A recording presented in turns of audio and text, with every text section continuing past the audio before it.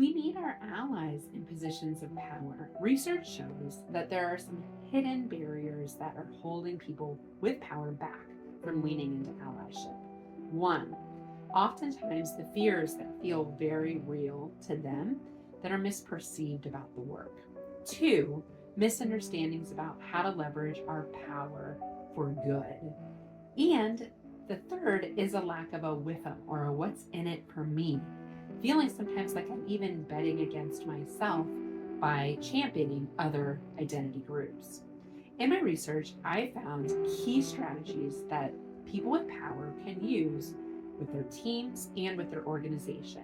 Everything from being more proactive about pipeline development, to inclusive policies, to psychological safety and perspective taking. There will be lots of tools, do's and don'ts that we share in this extra special keynote about our new book, We Want You, an Allyship Guide for People with Power. Allies are waiting for an invitation.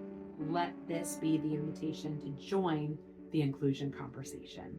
You can learn more at nextpivotpoint.com.